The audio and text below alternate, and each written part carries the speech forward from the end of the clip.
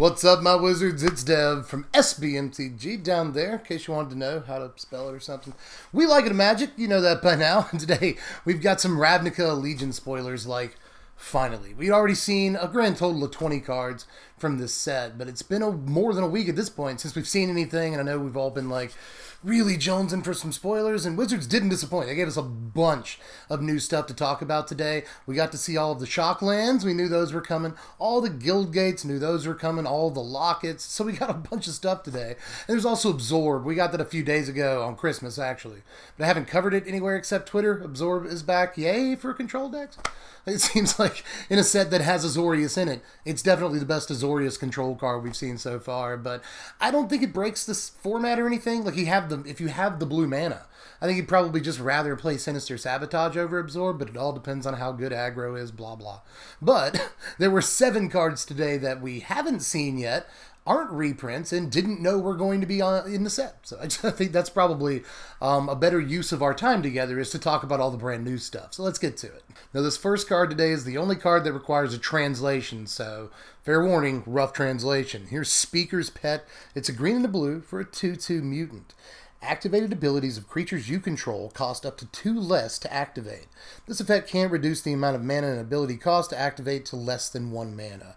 You can also tap it, and the next time a creature you control activates Adapt this turn, it uses Adapt as if it has no +1/+1 counters. I like it. As far as bears go, or whatever this is, sort of rat, dog, mutant thing. Really off-putting art on this, but still, I kind of like the function of the card. I don't think it's going to do a whole heck of a lot in Standard, but that remains to be seen. It really depends on what adapt creatures we get, and other stuff with activated abilities. There's a couple of things with activated abilities that this sort of matters with in Standard. I think Shalai is the most important, but there's a couple of things. But as it stands right now, I think we'll have to see way more from the adaptability to make this card truly playable beyond the casual level. But that said, multiple copies of them out seems really good. That's why they had to make it rare. It's because in Limited, you probably shouldn't have more than 1 copy of this. But here's Dodd, Deputy of Detention right here. He's 3 mana, 1, a white, and a blue for a 1/3 Dowcan Wizard. And when it enters the battlefield, exile target non-land permanent an opponent controls, and all other non-land permanents that player controls with the same name as that permanent until Dodd leaves the battlefield. I'm going to call him Detention Dude. I think that's a cool name for him. Because he's basically a detention sphere, just on a body, which I kind of don't like. Detention Sphere is an enchantment, so it's fairly hard to actually remove. But I'm not going to discount a card like this, because, again, cards like this tend to see at least some form of play, but it takes the right format. Against the green-white tokens decks, then all you have to do is exile 1 token, and you've basically exiled all of their tokens. Even though that deck does play a few different kinds of token types, so it has that going for it, but it's good against History of Benalia, that seems decent, and a bunch of other token types like Saprolings. Anytime you can get more than a 1-for-1 off of this, or basically a 2-for-1. If you get 2 or 3 tokens off of this, it's just a wild card, So I could see this being okay. And just in terms of tokens, period, it exiles tokens completely, and you don't even have to worry about if this gets removed or not. So it's just always 2-for-1's tokens, and it's not a bad option against Niv Mizzet. I think if you're playing Dive Down, Spell Pierce, maybe the mono blue tempo deck splashes white to fit a card like this. I could see that working. And you still get to play Wizard's Retort in that deck if you splash this card. So I could see that working out. It has to have a very specific home, but there's already a couple places you could see it in Standard right now. So I think that the chances are very high that this card sees play, especially as sideboard tech against either Niv Mizzet or tokens or both. But let's check out Sphinx of Foresight here. This is 4 mana, 2 and 2 blue for a 4/4 Sphinx with flying. You may reveal this card from your opening hand. If you do, scry 3 at the beginning of your first upkeep. And at the beginning of your upkeep, you scry 1. First things first, the flavor text, which I rarely point out, but I think that it's telling us a little bit about what we need to know about this third set. But in any case, I think this is a fine card. I'm not as impressed by 4 mana 4/4 flyers as I once was. We just had the Cycling Sphinx in the last format, and it did see some play. I mean, it's not like that card never saw play. But this one is arguably way, way better than that card, so who knows? I don't know that a control deck necessarily wants this. I think it's possible that a combo deck wants this to, again, help fix their draws in the first couple of turns. This also helps you mulligan sort of. You know, it's more comfortable to mull down to 5 or 6. So again, I'm not super impressed by the stat line, not as much as I used to be, but it is still an okay stat line. 4 mana, 4/4 flyers, at least fine. Plus the scries that's probably what's going to put it over the top. If the card sees any play, it's the very, very first line of text that's going to give it all of its power. But oh boy, here comes one of my favorite cards of the day. Here's Hydroid Crisis right here. This is my favorite creature type that I've ever seen on a card. It is X, a green, and a blue for a 0/0 Jellyfish Hydra Beast. And when you cast this spell, you gain half X life and draw half X cards. It has flying and trample, and it enters the battlefield with X +1/+1 counters on it. Love it!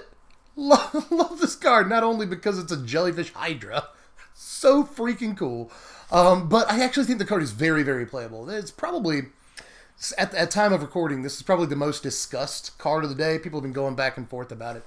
And that's on a day where we had Planeswalkers. People seem to be in basic agreement about the Planeswalkers. We'll get to them. But there's been a lot of arguing back and forth about the merits or lack thereof of this card. And I actually think it's fantastic. I have probably seen more people use the Remind Me bot on Reddit for this card than any card during spoiler season ever. Just because most people want to either be validated one way or the other in 3 months about this card, you know. But I'm on the side that this is actually very, very playable. I think it scales really, really well. You're mostly going to be playing it in ramp decks anyway, right? And if you pay 4 mana, which is ostensibly the floor on this card, if you pay 4 mana, you're getting a 2/2 flying trample guy that drew your card and gained you a life, which is good, right? Like, that seems really, really good to me. But once you cast this for 6, suddenly you have a 4/4 flyer with trample that drew you 2 cards and gained you 2 life. Now the question now is, which is better, that or Carnage Tyrant? Carnage Tyrant is always probably going to be a better option at 6 mana than this. It's when you go beyond that in a ramp deck that this card really starts to shine. You know, once you pay 8 mana for this, it sounds like an awful lot, but you're drawing 3 cards. And by the way, I haven't mentioned this yet. It's actually maybe the most important thing about the card. It's on cast. This is not an enter the battlefield trigger. So if you cast this at all, you get to draw the cards and gain the life. Against control, that is insanely relevant because they can counter this all they want to. You'll still get the cards. It turns out that having, 3 or 4 different mana costs that you can cast this card at for value, I think is the important thing about the card. Not any one stat line you can look at that makes the card good. So I have a lot to say about it. I like a lot about it outside of just the flavor of a jellyfish. It's a Jellyfish Hydra. I just can't get away from how awesome that is. But I think that the card is more than standard playable. For 6 mana, drawing 2 cards is ridiculous. And again, for 4 mana, just drawing 1 card and getting a 2/2 flyer. And a life. Again, that is a very good deal. So I like a lot about this card. I think it's destined to see some amount of play. And people who went on Reddit today and said the card is trash no matter what are going to feel really silly. Let's get to walk-in. There's Dovan, first of all. Dovan Grand Arbiter, DGA, is 3 mana, 1, a blue, and a white for 3 loyalty planeswalker named Dovan, in case you didn't know. You can +1 him. Until end of turn, whenever a creature you control deals combat damage to a player, put a loyalty counter on Dovan Grand Arbiter. You can -1 him to create a 1/1 colorless Thopter artifact creature token with flying, and you gain a life. You can -7 Dovan to look at the top 10 cards of your library. Put 3 of them into your hand and the rest on the bottom in a random order. I'm going to push back a little bit on some of the community here and say that I think this is a fine Planeswalker. I do. I've seen so much hate for both Planeswalkers today. It's kind of amazing. I think as far as 3 mana Planeswalkers go, this is fine. I mean, it can make a creature the turn that it comes out. And yeah, a creature's probably just going to chump block for you. So there's that. I don't like its +1 ability. I'm with most of the community on that. I don't care for that ability. But the ultimate is so unbelievable. And I think that people are just so accustomed to not really judging a Planeswalker by their ultimate that they're just not even seeing that this is better than Dig Through Time by a card. I don't understand how insane that is, and the ultimate is gettable too. In a white aggro deck or blue aggro deck, or oh my god, a blue-white aggro deck. just talking about that earlier, you know, mono blue splashing white to play Dodd, detection dude. I can also play this card, and it really matters what are the other 3-drop options for a deck like that. You know, that deck wants to play Tempest Djinn, or on the other side of things, that deck wants to play Benalish Marshal. And this probably isn't a better 3-drop than either of those. But that doesn't mean that it doesn't have its applications, you know, especially in decks that play, you know, a lot of 1- and 2-drop creatures.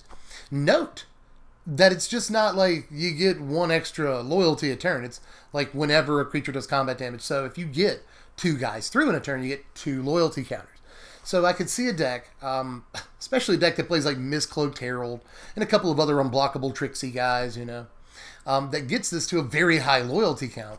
And then suddenly his ultimate is online and very serious, like finding the best 3 out of the top 10 is crazy. So I really think that people are not judging this card on everything. I think that most people are just looking at the first ability and are like, oh, this card's bad.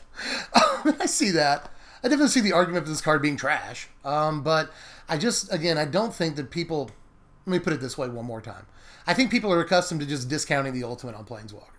And I think that is a mistake on this card. This is not just Jace Cunning Castaway. Probably the #1 thing I've seen in the community. It's just Jace, and Jace is bad. This is not Jace. Like, Jace can't make flying blockers that gain you life. He doesn't do that.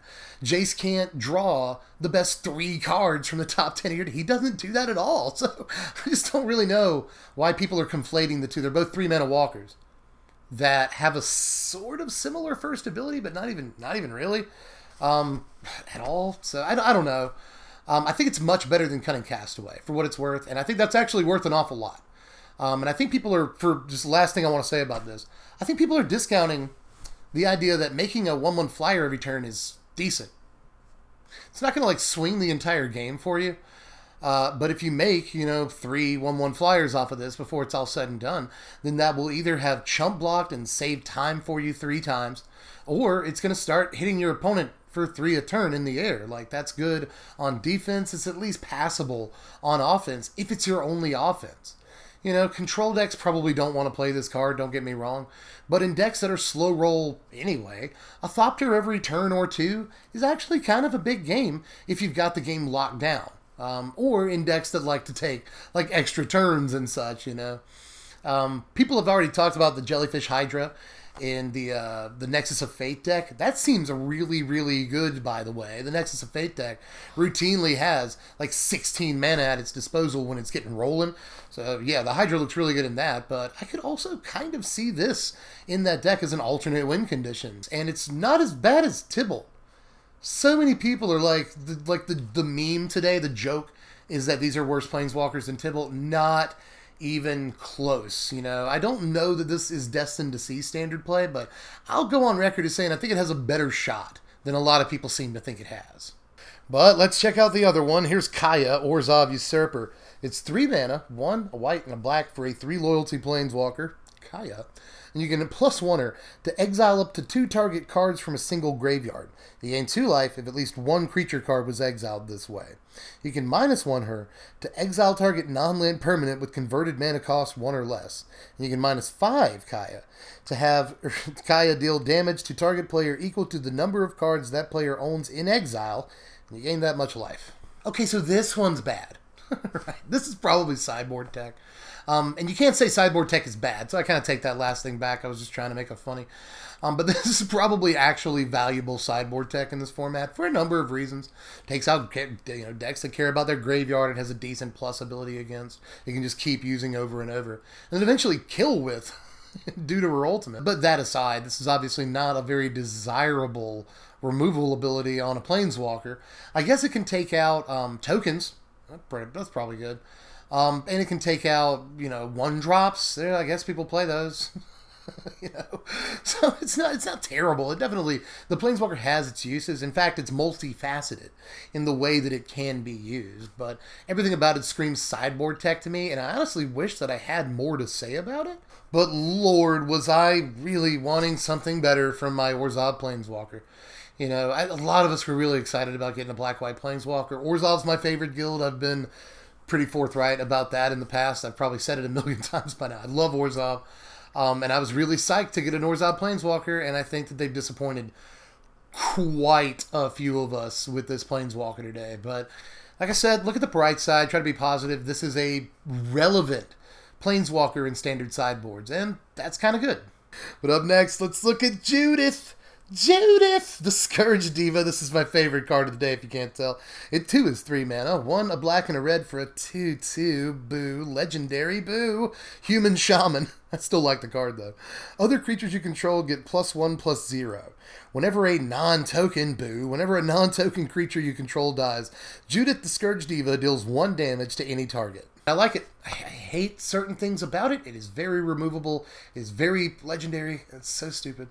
But we can still find ways to abuse it. And if nothing else, it's an Anthem effect on turn 3. It's almost, you know, a Banalish Marshal on turn 3 for these Rakdos decks. And what this signals to me is that the Aristocrats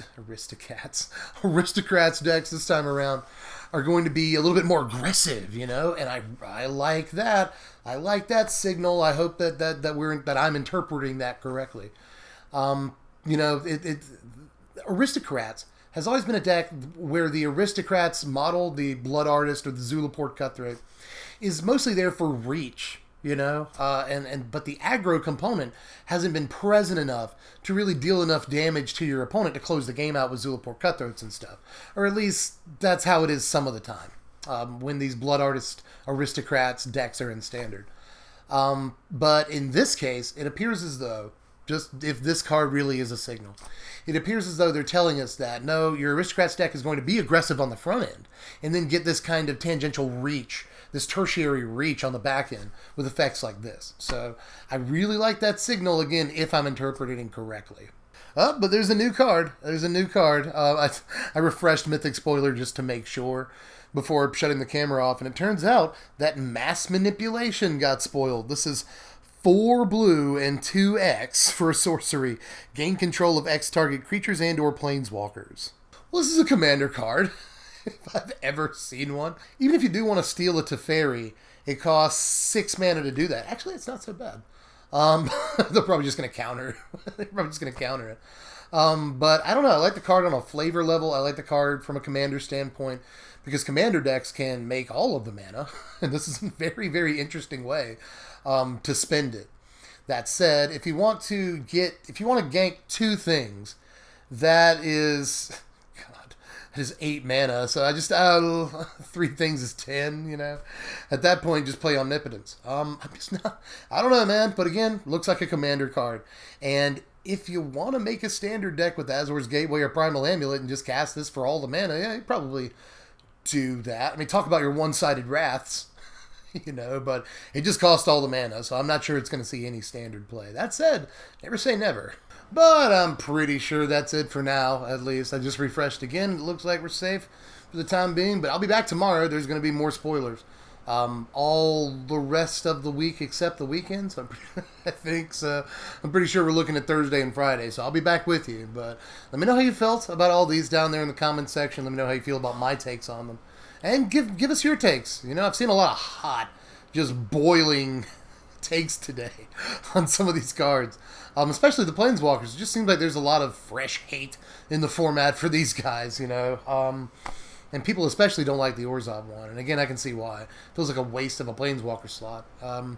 But still, it's serviceable in standard sideboards. But I've already said all I have to say. You guys let me know how you feel down there in the comments section, and do all the YouTube stuff. Like the video, share it, subscribe if you haven't done it yet for more spoiler action. There's going to be more, a lot more, before it's all said and done, plus decks after that. You want to be subbed for it. And then if you feel like it, you know, throw $1 at the Patreon. It helps me out immensely. It's really going to help me get ready for this next Deck Tech season where I want to change some things about, you know, sort of the dressing of the channel. Every extra $1 helps me do that. So get over there, link in the description, or just go to patreon.com/SBMTG. Anything else? Pretty sure I'm done. Pretty sure that's it. If you want to follow me on Twitter, you can at SBMTGDev. But aside from that, pretty sure I'm done with this. I'm going to edit this, put it out, and then I'm going to eat and go to sleep, and then I'll be back up in the morning to do some spoiler videos. So spoiler season, like, really support your favorite YouTubers during spoiler season, because if you know a YouTuber that covers the spoilers, that's all they're doing with all of their time. 16 hours a day is like researching the spoilers, you know, figuring out the correct interactions with the spoilers, making up their takes on the spoilers, putting out the videos, recording them, editing them, you know, interacting with their audience after they put it out. So, seriously, if you know a YouTuber that does spoiler season, then really give them your support, because it is a lot of work. So, I appreciate you guys being here for me during spoiler season. By the end of it, I will be dog tired, but you'll see. You'll see. There's always a progression that I go through during spoiler season, and we are not there yet. I'm still relatively fresh. In any case, do all the YouTube stuff, like I said, and I will catch you cats later. I'm Deb from The Place. Thanks for watching, my wizards. Spread love and be kind.